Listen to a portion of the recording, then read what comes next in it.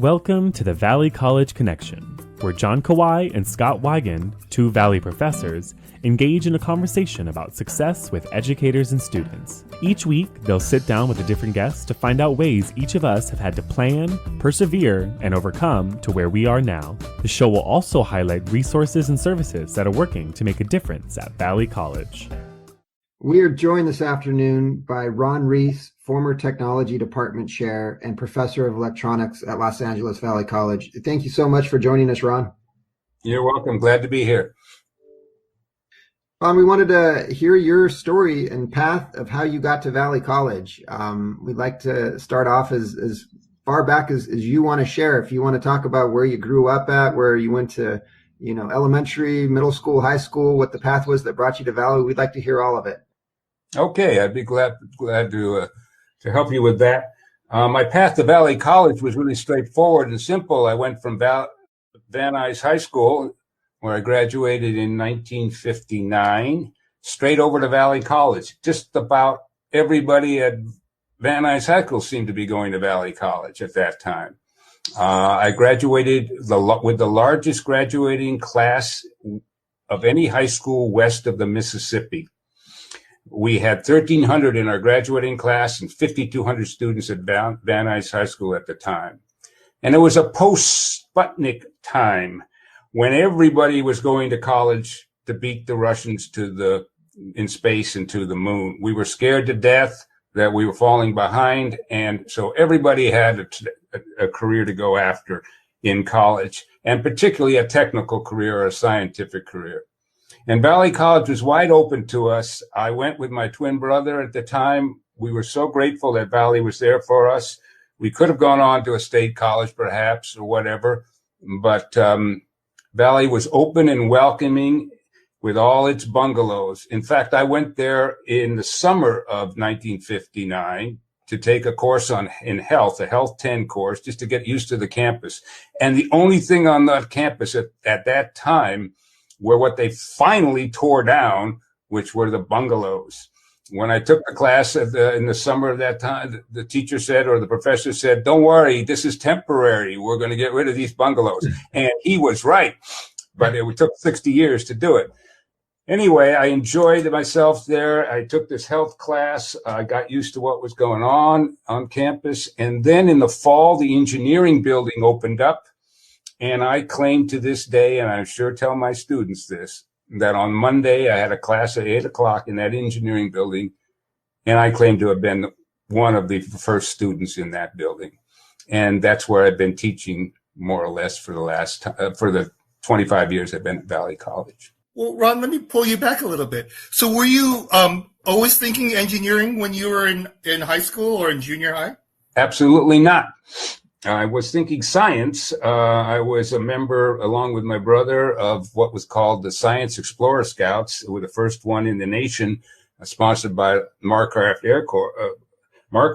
But no, I wasn't thinking that. In fact, when I was in high school, I wanted to be an architect. But in my senior year, the counselor put me in this electronics class. And I looked around. It was like a big closet. We saw World War II videos of electrons running around in the wires and so on. And I got a C in the class. I graduated with a C I finished the class with a grade of a C. And so I tell my students today, I was not born with a capacitor in my hand or electronics. It came later to me. It came in college. That's when I got interested in it. And for many of my students today, that's when they're getting interested in it too.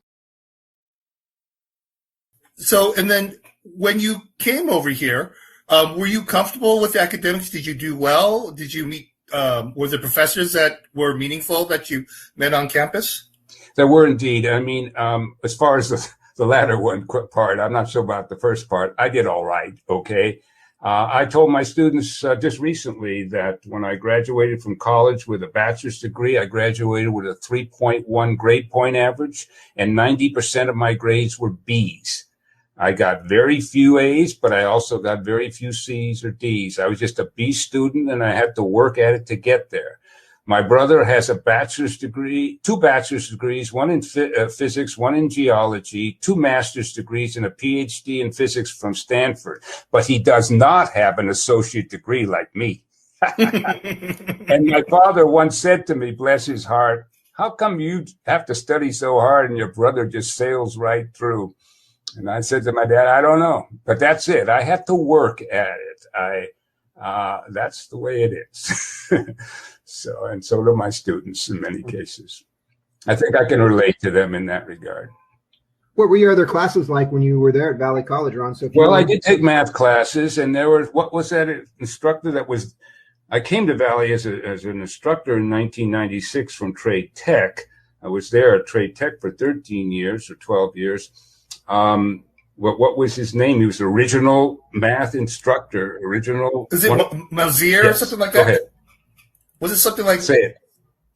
Mazier? I think we named I know we have a scholarship based off of his name. We have a scholarship based off of his name. Leon. Yeah, it was like Manzier or Marzier, but he was supposed to be a very groundbreaking and influential guy who was the first chair for a very long time. Yeah, well, all right. That's not the guy. But the guy I had was good, and I liked him. And then there was also a guy named Kinzik. And you could you could do a test, get every problem right, and he'd hand it back with a 65 grade on it or something, because you didn't lay it out exactly like he wanted on the sheet of paper. Anyway, I got through my math classes all right, and any of the other classes. When I was taking courses at Valley, most of them were science and technical courses. But the course that really helped, I enjoyed and was a real break for me is I remember taking these math classes, the physics classes, the chemistry, all that sort of stuff. And then I took this art history class in the middle of the day, so to speak. And we'd go into a bungalow there. The teacher would turn off the lights, and she'd show us slides of all these great artwork from Europe, and so forth. And it was such a break. It was such a nice calming effect compared to all the other courses I'm taking.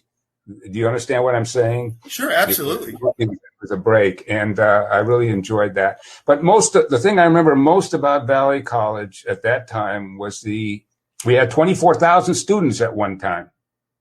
Wow. 24,000 students at one time. Again, think of the high school had 5,200 students. The thing I remember most about Valley was the enthusiasm that people had for being there and going ahead and so on. And I didn't have a bad instructor. I did not have an instructor I did admire or was thankful to have. So how did that transition to electronics or engineering happen? Was that at Valley College? Yeah, there was some of it at Valley College. Then I went to Cal State LA, and I decided that would be a good career to beat the Russians to the moon. So I graduated from from Cal State LA in 1964 with a bachelor's degree in electronics. And then I joined the Peace Corps, and I went to Malaysia, spent 2 years in Malaysia, came back. Before I left Malaysia, I broke up with this girl. Her name was Karen, cute little girl, and I broke up with her. But after I got to Malaysia, I started to get letters from her. And what had happened is her mother had decided that I was too old for her. I started dating her when I was 18 and she was 15, and she thought that was too much. So she broke us up. But then I got a letter from her, the Karen, about 4 or 5 months after I was in Malaysia. And it turns out that Karen was 18, 19 and dating a guy who was 36 years old, twice her age. And her mom thought that, well, maybe she should write to me. Well, that girl Karen and I have been married for 54 years now. And she came to my graduation at Valley College from an associate degree. Anyway, we're here. And my mother-in-law, bless her heart, she's 100 years old, and she still can tell that story. So she's on your side now, huh? She's on my side. Yeah, I'm her favorite son-in-law. Oh, good. Well, let me ask you this. Tell me about the Peace Corps, because I've always been fascinated by it. Yeah. Well, Malaysia was considered the country club of the Peace Corps. Well, why don't you explain what the Peace Corps is for people who don't know? Yeah. Well, it was a volunteer organization set up by Kennedy, where a person would volunteer for 2 years. They trained for a few months. We trained in Hawaii, and would go to these countries and learn the language. Training before we got there, and do what we did. And in my case, since I had a technical background, I was placed in what was called the Sekolah Lanjutan Kampong, which was a rural equivalent to our junior high school. I had to teach in Malay, in the Malay language, the Bahasa Melayu. And I spent a year there. Then I spent a year at a rehabilitation school near the capital, and then at a college in the capital, which would be equivalent to our 12th and 13th grade, a 2-year college. It was a nice place to be. Malaysia was a nice. It wasn't like there was Nepal, for example, which was considered a real rough posting, and you had to really have some good language skills, and it was tough there. But they decided to post me to Malaysia. So, well, how did you come to pick the Peace Corps? Because usually that's an East Coast private school thing. Yeah, I don't know. I never thought of it that way. It was Kennedy thing. I filled out my application in the fall, November of 1963, and I was living at home, still going to college, and I came home one day. My mom was sitting in bed with an atlas opened up, and she's kind of crying a little bit. She said, "What?" She said, "You got a telegram from Sergeant Shriver. You're going to Malaya." It was Malaysia at the time. I'm trying to figure out where that is. Did you ever meet him? No, I never met him. Okay. I've heard so many stories about him back in the day. Well, in the beginning, he would phone. He would call you. And then later on, he would send telegrams. That's when I was there. Then, of course, it all bogged down. Yeah. Mm-hmm. But there are ex-volunteers around. Doug Marriott's was a volunteer twice in Dominican Republic. And I know I have such respect for anyone who does Peace Corps. It's such a wonderful volunteerism. Yeah, it was a good experience. And yeah. Mm-hmm. So what happened after the Peace Corps? Came back. And my girlfriend Karen now was she decided we should be getting married pretty soon, and I said, "Oh well, all right." And she said, "Well, if we're going to get married, you really should work." And I was planning to go to graduate school and all that sort of stuff. So she had some better ideas, and I worked for a while in the industry, did a few things like that. Then I got a job teaching, electronics at Burbank High School. And we were married in 1966. My job at Burbank High School, the first year I was there, I was paid $5,200 a year. A year. But of course, gas was 19 cents a gallon at the time. I enjoyed teaching electronics. I really got into it once we went to digital and we got to smaller components and so forth and so on. But I left in 1980 and I went to work in industry, a number of different jobs. I was a technical writer for Transaction Technology Corporation, which was a branch of Citicorp. Did all their technical writing there. I mean, I was just one of many technical writers. I was a printed circuit board designer for Hughes. I did some kit design and this sort of thing. And then somebody came along and said to me, a friend of mine said to me, who was teaching at LA Trade Tech, he says, "Why don't you get back into teaching?" I said, "Oh, you never couldn't pay me. I had to take a big cut." But it turned out I didn't have to take a big cut. And I went to Trade Tech in 1984 and came over to Valley College in 1996. Wow. So back then, these positions, teaching positions, were competitive with aerospace? Well, with the summer off and all of that, and then that's when I started doing some technical writing for textbooks, and that sort of thing. And what with that and everything, it was competitive. Yeah. So once you went to Trade Trade Tech, you started as a full-timer or did you start as a part-timer and then transition? Actually, I think in the spring of 1994, I taught one class at night, but it was understood I was coming there in the fall. And then in the fall, I did start full-time. Yeah. Mm-hmm. Yeah. And then did you enjoy the work more in terms of teaching, or do you miss some of the, I guess, building that you did when you were working in industry? Well, as we all know, I mean, teaching allows you an opportunity to do both, really, in some ways. And I would do some consulting, to be sure, and some extra stuff like that. But no, but I consider my full-time job to be teaching. There was no question about it. And that was a time when it was a golden age of teaching electronics. We had students, unbelievable number of students that were coming in. We had 60 in a class and that sort of thing. Part of it was this Vietnamese boat people surge that came in. And what was interesting about that is half of those students were female. And the other half, of course, were obviously male. But I mean, that was an unusual time in which the Vietnamese, bless their hearts, they didn't seem to have any hang up about that. Gender-wise, and half the students were female. And with that coming in and this coming in, we had students coming out of our ears. There were 18 full-time faculty in the electronics department at Trade Tech when I arrived in 1994. Mm-hmm.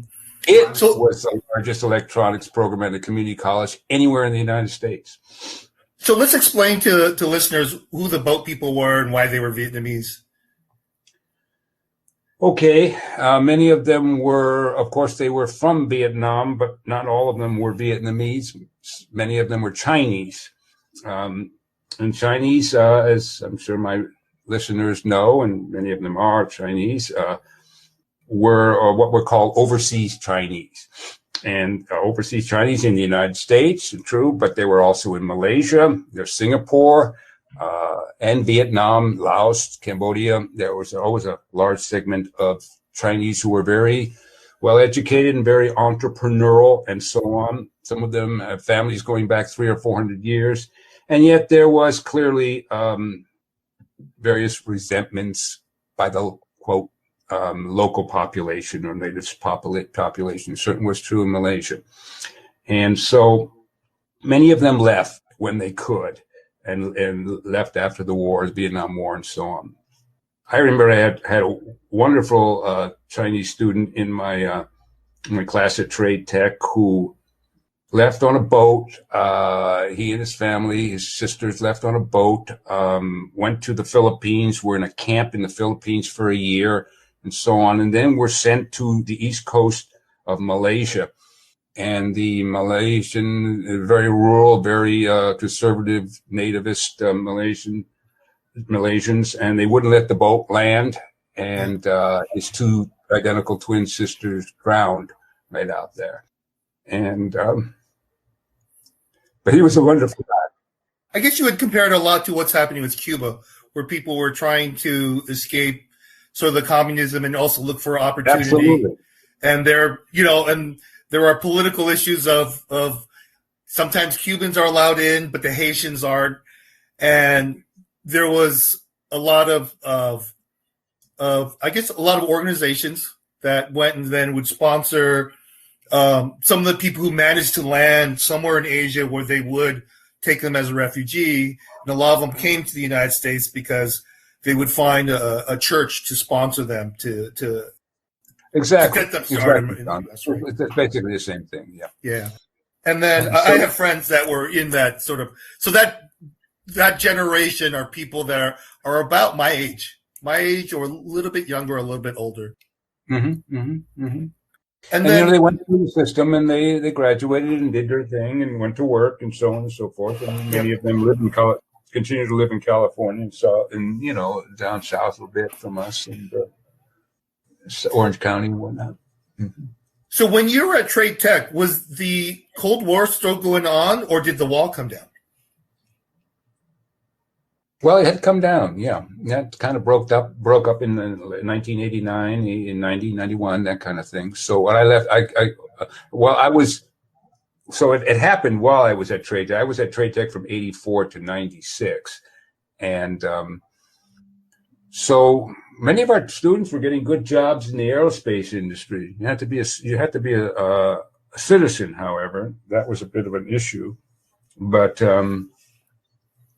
many of them got jobs. Yeah. Mm-hmm. Yeah.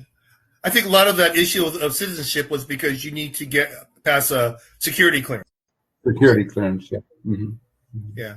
And I think it looks like you came to Trade Tech at a good time because I remember I was going to school in the late 80s, right before the wall fell down. And I remember at the time they were telling all of us at the same time, and be an engineer, aerospace will always be here. There will always be a job. And in between when my friends became mechanical engineers and electrical engineers, between their freshman and year and graduation, the wall came down and there were no jobs. So literally the senior year was when the wall came down and everyone got fired in aerospace. It's been a rocky road in aerospace for since the war, since World War II. I mean, as you well know, ups and downs. The bus driver, I remember at Burbank High when I was taking kids on a field trip, the bus driver had a master's degree in electrical engineering, and he was an aerospace guy, and he was driving the bus at that point. So it's been that cycle up and down. Yeah. Yeah. I have a friend who works for the Navy, and he does research for the Navy, and he said, back in the day, we would have a new fighter every 10 years. We would have a new fighter. And he said, now, in terms of the cycles, we'll design a new fighter probably twice in my lifetime.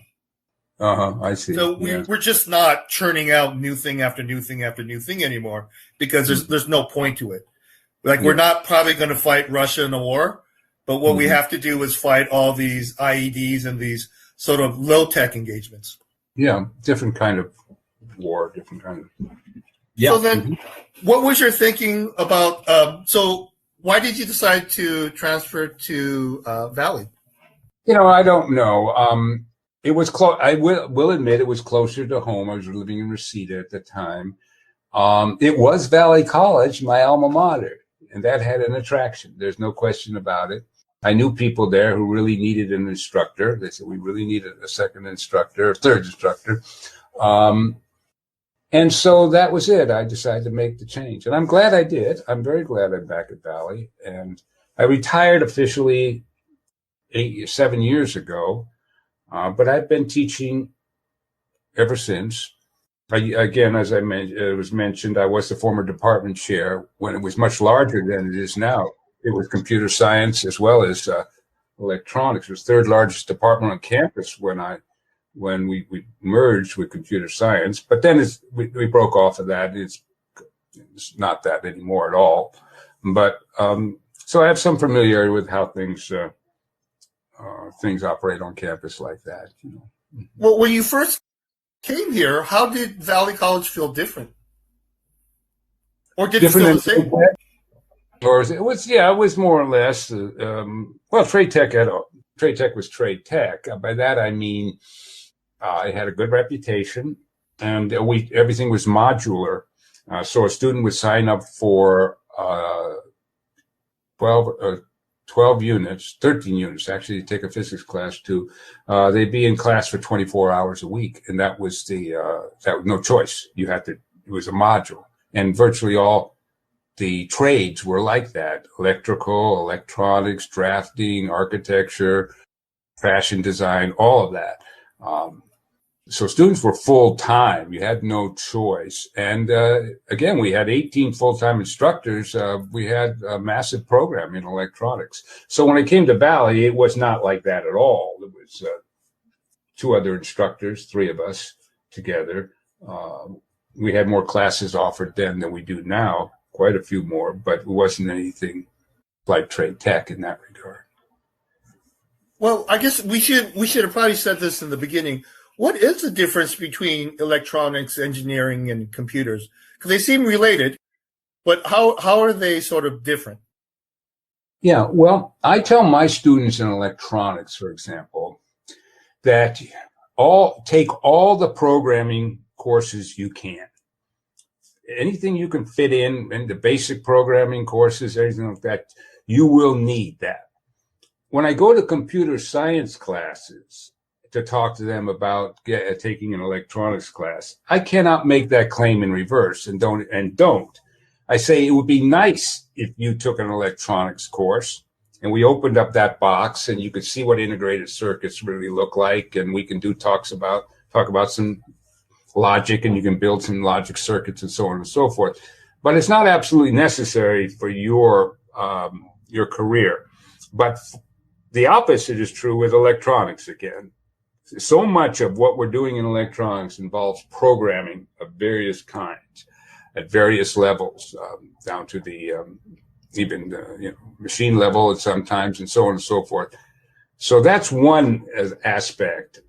Again, electronics, take as many programming courses as you can. There are degree programs which are in computer science, of course. There are those in electrical engineering, double E in electrical engineering, and there are computer electronics. So there's a mixed bag. Some four-year colleges definitely understand that a student would be better off merging both electricity or electronics, if you will, and computer science. Schools are now picking up on what's called Megatronics, which is a combination of mechanics and electronics. Many schools offer a course or two in that, but some four-year colleges offer a bachelor's degree in mechatronics. One of them being Cal State Channel Island. Cal State Channel Island has a program like that, which is kind of interesting. I guess for people who are like wondering, the computer programmer works on the part that you can't touch in a computer. It's mostly typing, right? But the electronics is the thing that you can actually touch in the computer. And again, for the Megatronics, not to change the subject, I really don't think I am. For example, robotics, people who are, say, I'm interested in robotics. Well, clearly robotics requires knowledge and skills in three areas: mechanics, electronics, and programming. And there are indeed few colleges that offer a bachelor's degrees in robotics. But when you were mentioning that, because there's not a lot of robotic, like you said, that's usually a master's degree, and my son likes to do robotics. So when you were talking about that combination of electronics, mechanical, and programming, that seems to be something that fits him really well. And then how is computer engineering different from, let's say, electronics?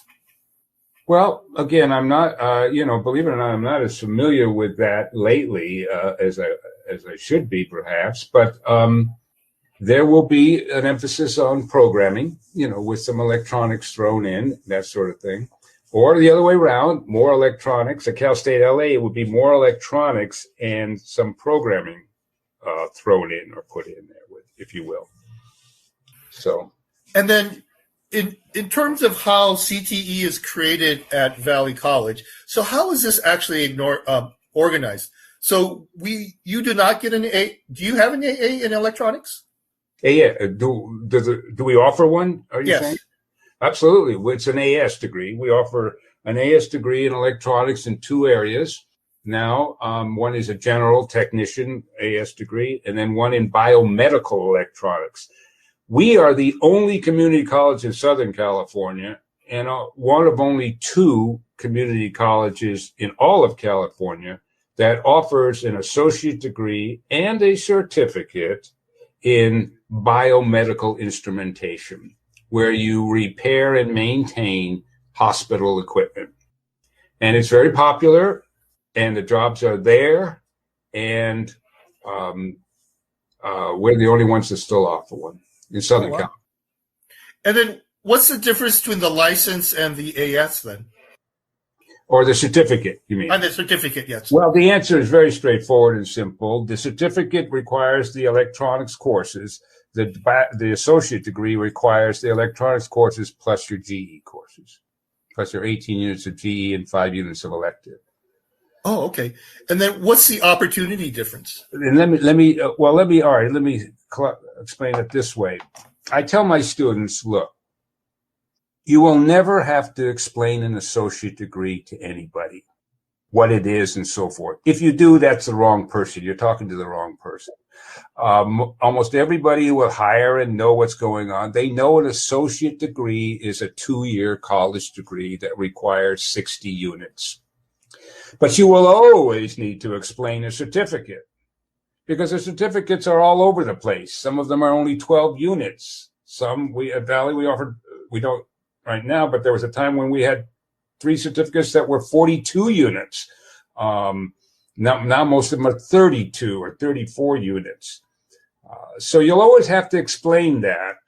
And I think my students understand that. And so I always encourage them. I said, look, get your certificate and get your degree. They're not only not mutually exclusive, they are supportive.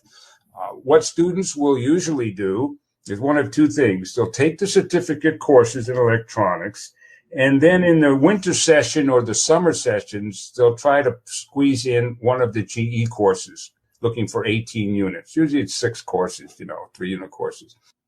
Or they'll just go through and get the certificate, and then they'll come back and get start taking the GE courses.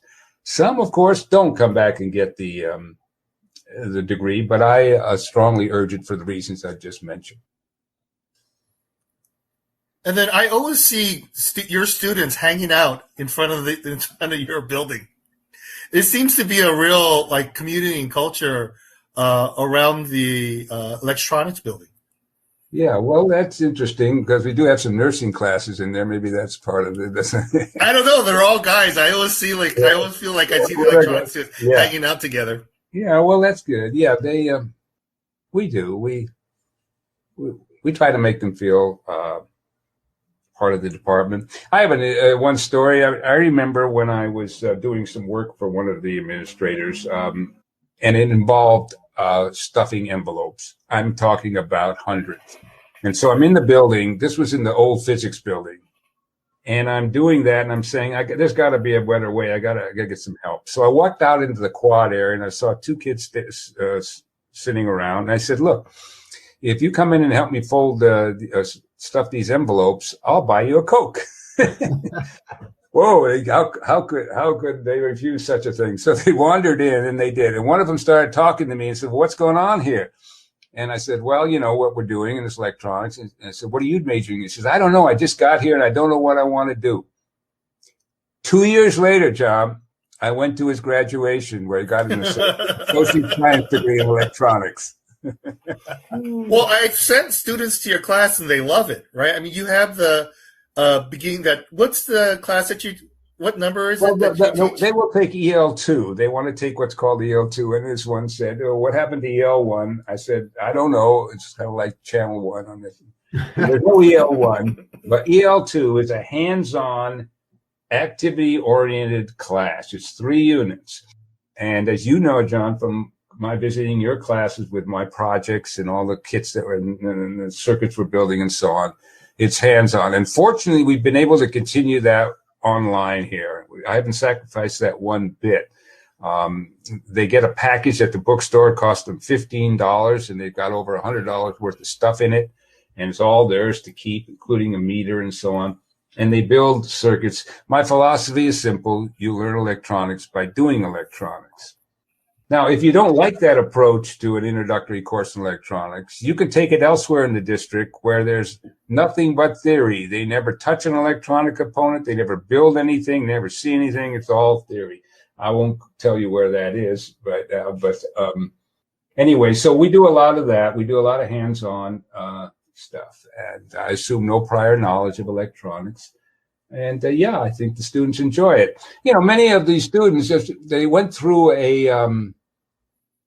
they went through their Lego stage where they built Legos when they were young kids and so on. And then they just drifted off and they went into to video games and so forth. But they haven't built anything that works and that they can get the pride and satisfaction with it.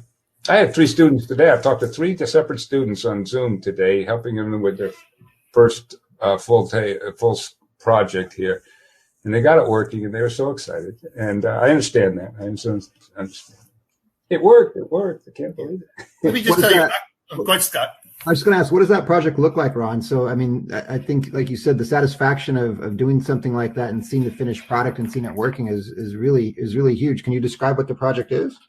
Well, I will. There are 2 different ones that we've done in the past. And I've got them right here on my desk here. I was going to show them to you, but we're not doing video. And the first one that they're doing now is just what's called an LED flasher. It flashes 2 LEDs alternately. But they have to build it from a schematic. That involves an integrated circuit, a couple of resistors, a couple of LEDs, the capacitor. They have to wire it up right, and so on, and so forth. But the other project I'm looking at right here is this little mini Tesla coil, which it's a cute little Tesla coil that actually works as a Tesla coil. You can bring a fluorescent bulb near it, and it will light by holding it in your hand. Wow! They love that puppy. But we didn't build that this semester. But it's either that one or the other one as a first project. They will build others. Let me tell you, I steal from Ron constantly. So this is what happens. Ron will email me and say, can I talk to your class? And tell them to join my electronics 2 class. And he'll come in and he has all these electronics that spin, that do all kinds of just like fancy things, that move, that spin, that light. And my whole class is wild. And then he always grabs like 3 or 4 students who have nothing to do with electronics or engineering or anything. And they just said it was great. And then what I do is anytime, because Ron is always adding to his collection. And what I do is whatever is cool, I steal it and I put it in my son's or my daughter's school project. So when he talks about a Tesla coil, what a Tesla coil is if you put a light bulb near it, just a light bulb, you're not even plugging it in. You hold the light bulb near it, it turns on, right? So it's basically electricity in the air, and it will turn on things that are near it. So for my daughter, she had to make a Harry Potter project.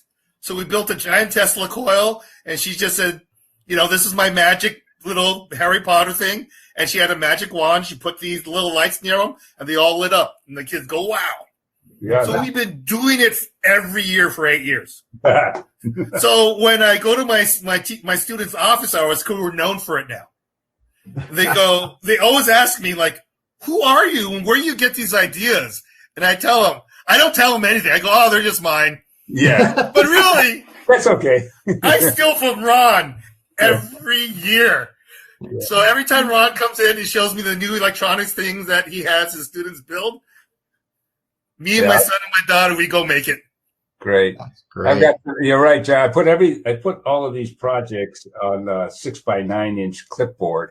I have over 100 now, and some of them are really quite sophisticated. I look forward, John, to coming in your class in real time and showing you some of the newer stuff that's come out that I built. And the students build. I can't wait because my students love it, and you always get a few from my class. They always come back and say it's great. Yeah, I do. No, my recruiting is yes, and everybody in the math department has been extremely accommodating in that regard. And I will usually, what's happened, I'd usually go out to 12 or 13 math classes. I'd also go to astronomy and even astronomy and maybe one other class, but 90% of them are the math classes, and they're always accommodating and welcoming. And my class is full. Class is full. Ron, I got another question for you, kind of a different nature here, and you mentioned it in describing sort of some of your earlier work at Trade Tech, where you were doing technical writing and then textbook writing. You're also known as a accomplished author with a number of different books. Can you share a little bit about how you transitioned from that technical writing and textbook writing to some of the other writing that you did? Yeah, well, okay. When I was technical writing, a friend of mine, Kim Badrigan, who I'd known as a teacher and so on, came by to have lunch with me. This was back in 1983 or so. And what he did is he came by and he showed me this brochure, this 9 by 12 brochure, colored brochure, fold out of a book he had written, a textbook in electronics.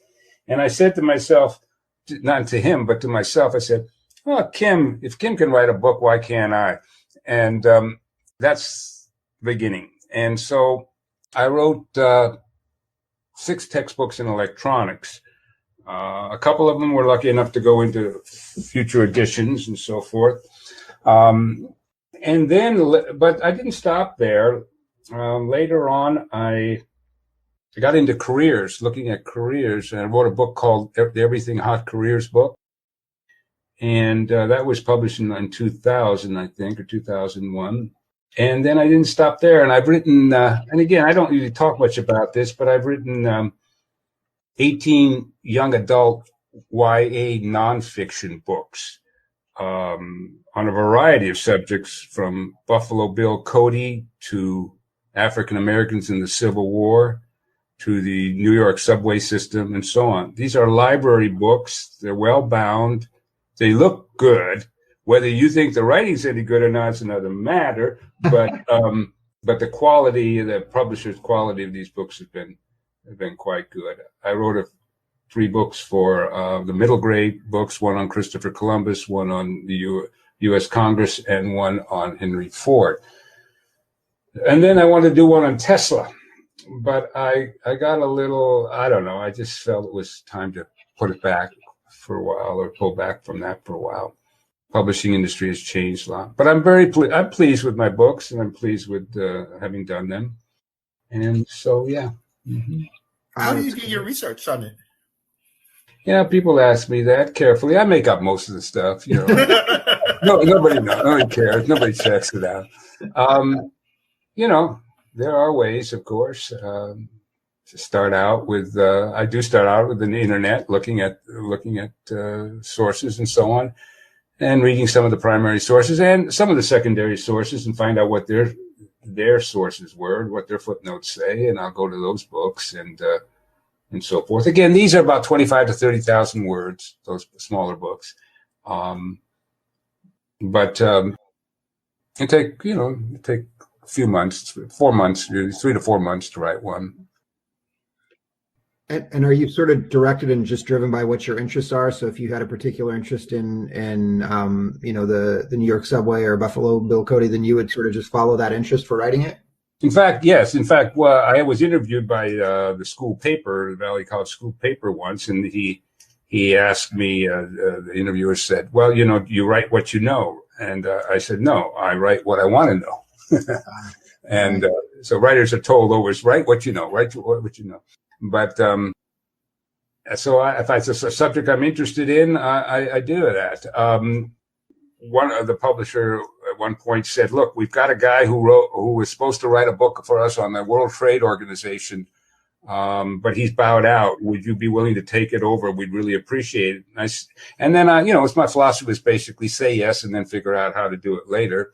So I said, yeah, I'll do that. And I got off I don't know can't remember whether it was on the phone or email or whatever, but I got off and I said to myself, what the hell is the World Trade Organization?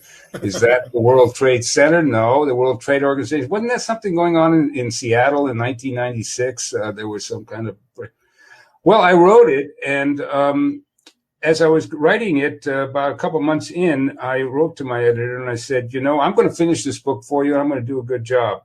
But it's a bit out of, it's a challenge. And she said, Ron, it's always a good idea to work out of your comfort zone. And I told her, I said, I'm always working out of my comfort zone. So, but I think quite frankly, I think it was one of the better books I've written. So you never know, say yes and then figure out how to do it. What the hell? So that's it. So Ron, if you were going to give a student who was going to make a career in electronics, what advice would you give them? Okay. Well, obviously, you need to take the right courses, and John, you're going to like this. Like, just as you can take as much computer science as you can, you should take as much math as you can. However, it depends. If you want to be a technician level, you don't have to go into the advanced math and so forth. So don't let the math scare you. If you want to work at that level. If you want to be a double E, you're going to have to get through your math. But what I would say to them, and what's so easy to do now, and what's so important, is to gain in the informal education in electronics by doing electronics. There are so many ways in which you can play with electronics, build things, test things, troubleshoot on your own, in your own room, in your own house, whatever. As we've been showing, that's the informal way to learn, and you will learn. There are websites galore. There are magazines galore. There are electronic components and equipment. It's never been cheaper. You get more for a penny or $1. You can buy LEDs now for a penny a piece. When I first started with them 40 years ago, they were 20 cents a piece then, which was equivalent to a couple of bucks. So you can get all this stuff cheap and easy and so forth. And I'm looking on my wall now that I just put it up here. I've had a student, Mohammed, in our class. He took all our electronics classes, some mechanical, and he worked for me as a paid student assistant. Okay, I wish I could show you this. He emails me yesterday this picture. I knew this was happening. He got a job working for Lam Research up in Portland, Oregon, a huge company that make ICs. He showed me a picture of him standing there on his first day of training in a clean suit. Oh, wonderful! He's making $32 an hour to start, plus an $800 a month bonus for working the night shift. This guy's going to make close to $75,000 work in the first year, and he's working for a major company. They're going to pay his for any future education he wants. I wish I could hold this up and show you his picture. It's so cute. And he got it all himself. He got the job himself. He went into, and they were glad to get him. He went up to Oregon. He knows nobody there or knew nobody there.